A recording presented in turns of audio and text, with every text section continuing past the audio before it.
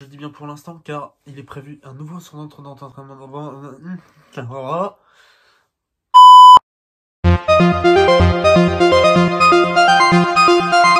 Salut à tous, on se retrouve pour une nouvelle vidéo.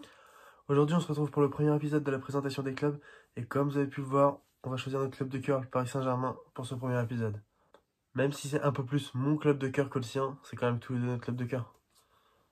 Du coup c'est moi qui m'y connais le plus, c'est un peu moi qui va plus parler, mais légèrement, elle va beaucoup parler aussi. Beaucoup plus que dans la première, vous allez voir. Les choses ont changé. Bon, dans un premier temps, on vous présentera 8 clubs, 4 chacun. Aujourd'hui, c'est celui de Benji. Et ensuite, avec ces 8 clubs, on fera un tournoi FIFA que vous pourrez voir. Effectivement, pour l'instant, ce sera un tournoi entre nous. Mais par la suite, quand on aura acheté une PS4, et oui, parce que pour l'instant, on a que la Switch, c'est clairement éclaté. Mais lorsqu'on aura acheté une PS4 et qu'on aura beaucoup plus d'abonnés, on pourra interagir et faire un tournoi avec vous les abonnés. Présentation des clubs, épisode 1, le Paris Saint-Germain. C'est parti. Tout d'abord, le Paris Saint-Germain a été créé en 1970 à l'issue de la fusion entre le Paris FC, qui d'ailleurs était un club fictif, sans équipe et sans stade, juste c'était un club, et le Stade Saint-Germain de Saint-Germain-en-Laye, existant depuis 1904. Le but de cette fusion était de redonner à la capitale un club professionnel suite à la disparition du Racing Club de Paris et du Stade Français. Bon, arrête s'il te plaît. Je trouve plus le truc. Bon, déjà quelques points essentiels. Sur chaque logo, on retrouve les 3 couleurs du PSG. Le bleu, le blanc et le rouge. Normal, c'est la capitale de la France. Et également 3 éléments essentiels. Le premier étant la tour Eiffel, qui est le plus grand symbole de Paris, et les 2 autres sont la fleur de lys et le berceau qui représente la royauté à Saint-Germain-en-Laye. Bon, voilà l'essentiel sur les logos. Rappelons que Saint-Germain-en-Laye est actuellement la ville où se trouve le centre d'entraînement du Paris Saint-Germain, le centre Ouredou, autrement appelé le camp des loges. Ça. Et aussi ça, et ça. Ah non, je suis pas tellement sûr en fait. Non, plutôt ça. J'ai bien dit pour l'instant car le centre d'entraînement du Paris Saint-Germain ne se trouvera bientôt plus à Saint-Germain-en-Laye. Un déménagement est prévu à Poissy avec un centre d'entraînement tout neuf, de belles chambres, des terrains d'entraînement tout neufs avec de nombreux terrains d'entraînement, un stade de 5000 places pour abriter la section féminine qui va aussi déménager là-bas, ainsi que les jeunes du Paris Saint-Germain, et la section handball du Paris Saint-Germain doit aussi y déménager. Et oui, et ce sera un centre d'entraînement bien écrit à l'image d'autres grands clubs tels que le FC Barcelone notamment. Le déménagement y est prévu pour l'intersaison 2022. Alors tout d'abord, on va vous présenter l'histoire du PSG en vous parlant des présidents emblématiques, puis on vous parlera des grands entraîneurs qui se sont assis sur les bancs du PSG, et on vous parlera également des meilleurs joueurs du Paris Saint-Germain. Puis on vous présentera le palmarès du PSG et on vous montrera aussi de grands moments du PSG. Puis on vous parlera d'une cause qui nous tient beaucoup à cœur, les féminines du PSG. Effectivement, car vous ne le savez sûrement pas, mais comme elle vous l'a dit, sa passion c'est le foot et elle joue au foot. On va vous présenter maintenant les plus grands présidents de l'histoire du PSG. Le premier président important du PSG était Daniel Echter. C'est lui qui dessine le maillot historique du PSG dont le design est repris chaque année. Bon, dernièrement, pas trop, je sais pas à quoi joue Nike, mais clairement, il pisse sur l'histoire du club. Ensuite, on a Francis Borrelli de 78 à 91. Il aime tellement le club que lors de la finale de Coupe de France 82, lorsque le PSG égalise et arrache la prolongation, il se jette sur la pelouse pour embrasser la pelouse. Ah bah ça va alors. Ensuite, les Michel Denisot. Enfin, en 2011, le PSG est racheté par l'émir du Qatar, le Tchèque T'inquiète pas, tu vas y arriver. Le Tchèque Toujours pas. Le Tchèque Tamim Ben Hamad Al Thani. Qui nomme Nasser Al Khelaifi président. Pour la première fois, Paris a l'ambition avouée de gagner la Ligue des Champions. Maintenant, place aux plus grands entraîneurs du PSG. Le premier grand entraîneur du Paris Saint-Germain, c'est Juste Fontaine, de 1973 à 1976. Oui, et on a aussi Gérard Rouillet de 85 à 88, puis Arthur Georges de 91 à 84. Enfin, on a l'un des entraîneurs les plus emblématiques du PSG, en la personne de Luis Fernandez, de 94 à 96, et il est également revenu de 2000 à 2003. Grâce à Luis, on gagne la Coupe des Coupes 96. Malgré tout, Luis est connu pour être le seul entraîneur à avoir laissé Ronaldinho pendant 2 mois sur le banc. Et la saison d'après, il part à Barcelone et il est Ballon d'Or. On a aussi Carlo Ancelotti de 2012 à 2013, qui est le premier entraîneur déjà reconnu mondialement à venir sur le banc du PSG. Son successeur est Laurent Blanc, de 2013 à 2016, avec un style de jeu de possession. C'est l'entraîneur du PSG le plus titré. Alors lui, il était peut-être critiqué au moins, mais au moins lui, il avait une stabilité européenne. Parce que chaque année avec lui, on atteignait les quarts de finale de Ligue des Champions, ce qui n'est pas le cas de tout le monde depuis. C'est clair, je suis d'accord avec toi. Moi, je dis ça, je dis rien, je ferme ma gueule. Ensuite, de 2016 à 2018, on a Unai Emery, l'entraîneur espagnol, 3 fois vainqueur de la Ligue Europa avec Séville. Et pour moi, je doute qu'il avait l'étoffe d'entraîner le Paris Saint-Germain. Et vu sa gueule, je crois que même lui, il en est pas sûr. Non. Puis on termine avec l'entraîneur actuel, Thomas Tuchel, qui est là depuis 2018. Il a quand même une très bonne philosophie de jeu et de magnifiques joueurs à disposition. Puis cette année, il fait quand même une bonne saison en éliminant Dortmund en 8ème de finale de Ligue des Champions. Maintenant, on va voir les meilleurs joueurs du PSG. Alors, la première star du PSG, c'est Moustapha Daleb de 74 à 84. Il a marqué 98 buts, c'est-à-dire un milieu offensif. Ensuite, on a également Dominique Rocheteau, de 1980 à 1987. Il aura tout de même marqué 100 buts et il a de longtemps demeuré deuxième meilleur buteur du club. C'était un attaquant, évidemment, pour marquer 100 buts. Hein. Pas trop besoin d'être con pour comprendre ça. Bien joué Sherlock, tu nous prends vraiment pour des cons?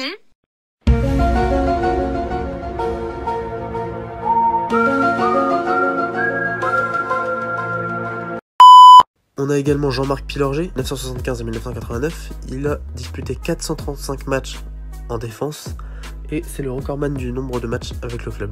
Puis on a surtout le capitaine le plus emblématique du PSG, Luis Fernandez, de 78 à 86. Ensuite, on a également un passeur hors pair, vraiment le meilleur passeur de l'histoire du PSG avec 95 passes décisives, 85 buts aussi, donc c'est pas mal, surtout pour un milieu offensif. Il s'agit de Safet Suzic, de 82 à 91. On a également David Ginola, de 91 à 95, c'était un dribbleur hors pair, mais il aimait surtout dribbler devant la tribune présidentielle.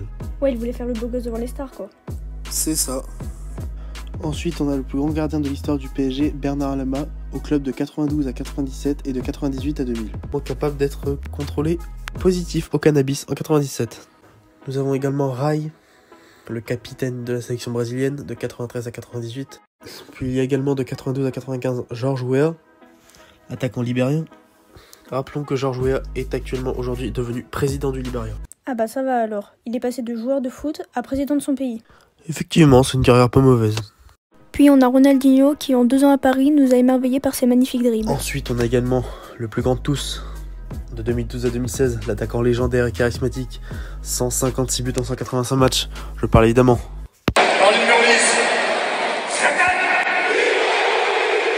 On a maintenant l'ancien meilleur défenseur du monde et encore l'un des tout meilleurs, au monstro, Thiago Silva. Puis on poursuit avec le petit hibou. Et oui, depuis 2012 également, il est là. Marco Verratti, notre joueur arrivé en 2013. Notre matador, notre attaquant, le meilleur buteur de l'histoire du PSG avec ses 200 buts. Le numéro 9. Et Edinson Cavani. Nous avons également Angel Di Maria depuis 2015. 81 buts, 87 passes décisives en 217 matchs. El Fileo et son pied gauche magique. On a 69 buts et 36 passes décisives en 80 matchs. Ce sont des statistiques hallucinantes. Il s'agit évidemment de Neymar Junior. Et on termine ces légendes avec le tout jeune, seulement 21 ans, mais déjà champion du monde et une vitesse énorme, 120 matchs et déjà 90 buts. J'ai nommé évidemment Kylian Mbappé. Voici maintenant le palmarès du PSG. J'ai eu peur.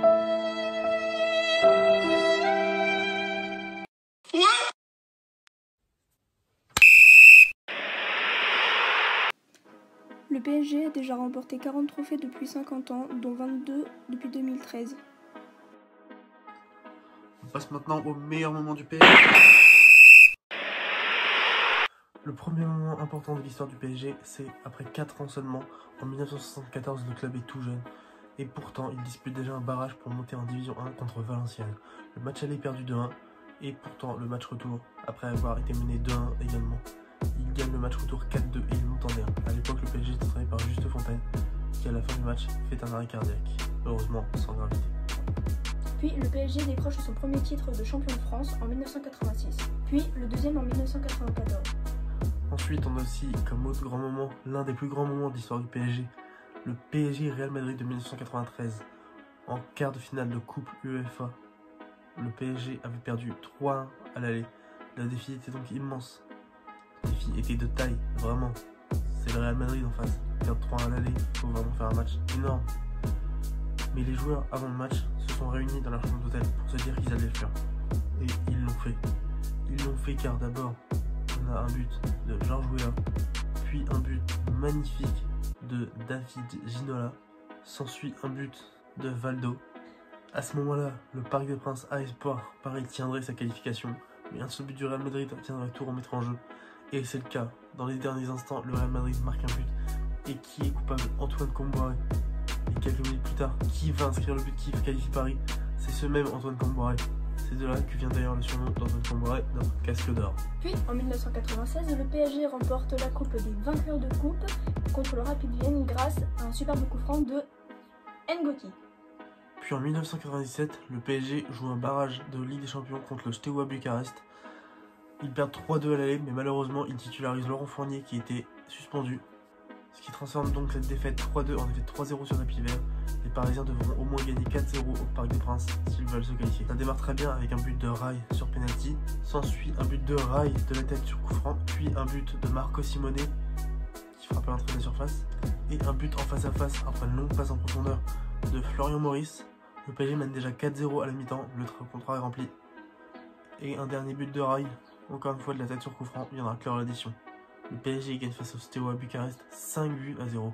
En 2013, grâce à son entraîneur Carlo Ancelotti, ainsi qu'à des joueurs comme Pastore, Thiago Silva, Zlatan Ibrahimovic, David Beckham, le PSG est champion de France 19 ans après son dernier titre. En 8e de finale de Ligue des Champions 2015, un an après cette fait éliminer par Chelsea dans un scénario très cruel, le PSG retire de nouveau de Chelsea au tirage au sort, et cette fois les circonstances ne vont pas être les mêmes. Après avoir fait match nul un partout au Parc des Princes, Paris doit soit l'emporter à Stamford Bridge, soit faire un match nul en marquant 2 buts.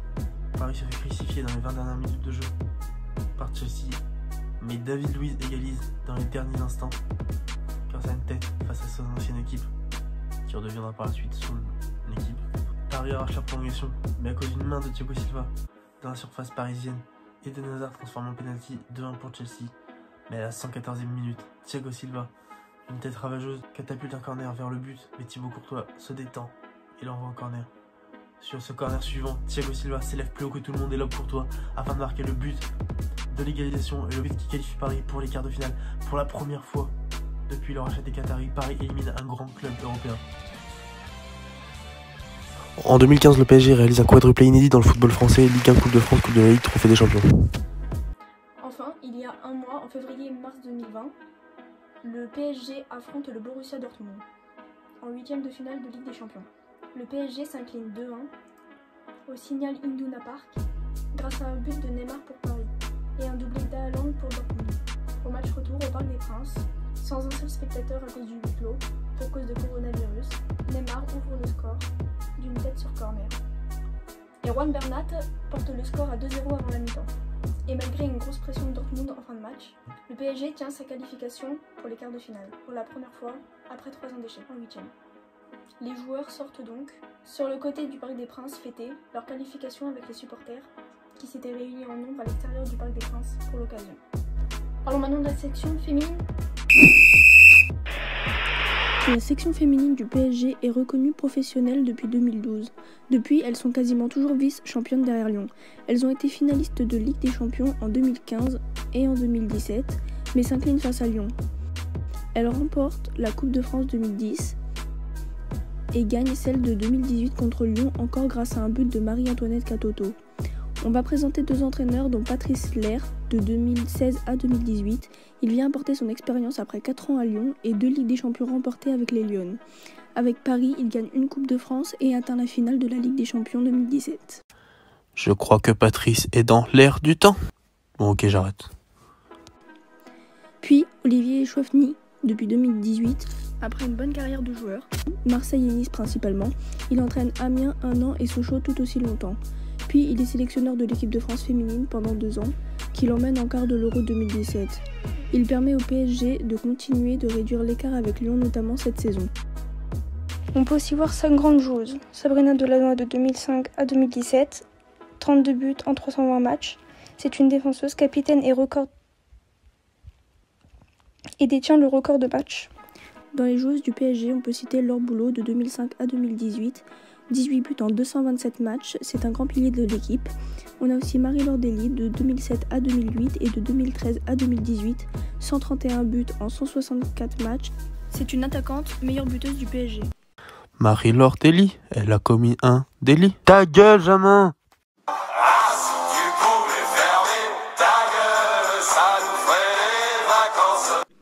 On a Marie-Antoinette Catoto de 2015 à aujourd'hui, 90 buts en 100 matchs, attaquante jeune et prometteuse, deuxième meilleure buteuse. Elle offre la Coupe de France 2018 en marquant le seul but. Khadija Toudjani de 2017 à aujourd'hui, 35 buts en 75 matchs. C'est une attaquante, cadre de l'équipe et bonne dribbleuse. C'est donc la fin de ce résumé de l'histoire du Paris Saint-Germain de 1970 jusqu'à aujourd'hui. Ça tombe bien, le club a 50 ans d'ailleurs cette année. Le 12 août, le club aura 50 ans, comme vous avez pu le voir au début du documentaire. Paris est un grand club, Paris continuera de rester un grand club. On espère une victoire de Ligue des Champions bientôt. Et allez, Paris est magique. Voilà les amis, c'est tout pour aujourd'hui. On espère que cette présentation vous a plu. N'hésitez pas à lâcher un pouce bleu si la vidéo vous a plu. On se retrouvera très bientôt pour un épisode 2. Par contre, oh, c'est quoi ce bordel? La vidéo de présentation? 75% des gens qui l'ont regardé n'étaient pas abonnés à nous. Ok, n'oubliez pas de vous abonner s'il vous plaît. Activez la cloche, comme ça vous recevrez les notifications de notre prochaine vidéo. Voilà, à bientôt. Ciao tout le monde.